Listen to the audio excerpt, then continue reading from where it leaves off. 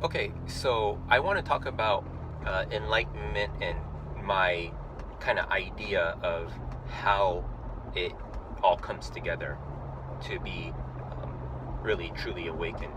And that is based on the concept of emergence, where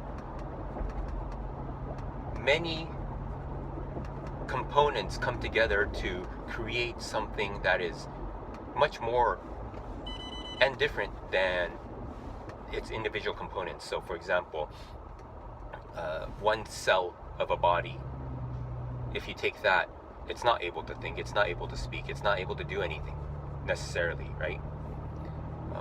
But when you combine all that together, you create this human that is able to think, that's able to move around in this world, grab things, create things, speak, listen, all these things.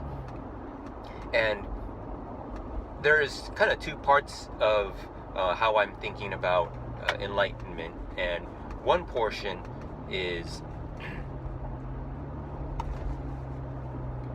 that it's the fourth portion of the brain, where we have the limbic system, the emotional mammalian brain, and then we have the logical brain that is based on the idea of the triune brain, right? And then the spiritual teachers have tapped into the fourth evolving brain, the next level of our evolution. So none of what science says or spirituality, these things are incorrect necessarily. They're just experiencing different things and explaining things from a different angle. Now, that's the first portion. The second portion of my theory is that for spirituality or the enlightenment to happen, we need to combine enough elements of experience and intellectual stimulation in order for this the enlightenment to happen, to emerge. So that's why for some people, maybe due to traumatic events or whatnot, they're able to tap into this enlightenment, right? So because of heavy stress or whatnot, you end up letting go of certain portions of the brain which allow you to access the fourth evolution of the brain, which is still weak. That's why hearing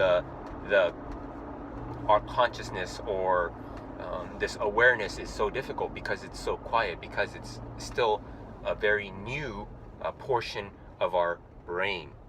Now, some people are probably born with that portion connected a lot better, more developed compared to some other people.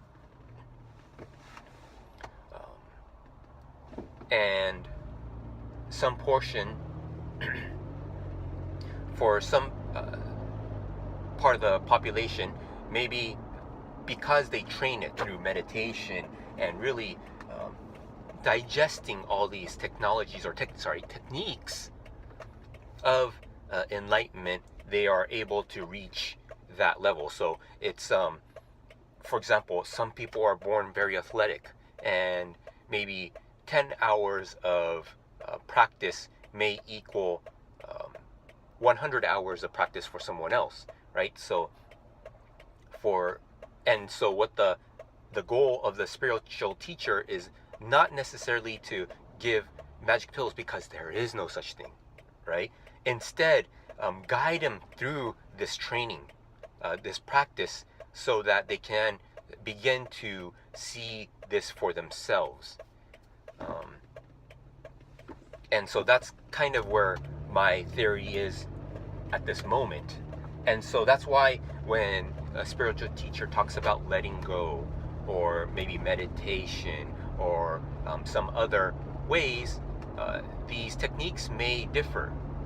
And of course, there are these teachers that are a little bit more on the sketchy side, Maybe they do it for business reasons or very selfish reasons. Some are not.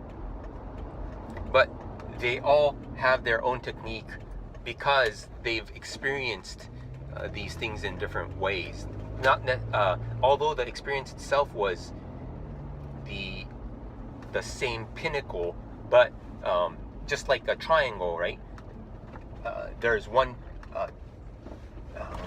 tip of the triangle, right? So let's say the triangle is like this. The tip is all the same. So they reach that, but from very different angles. And each of them are really working to explain how they believe is the best and fastest way to reach this pinnacle.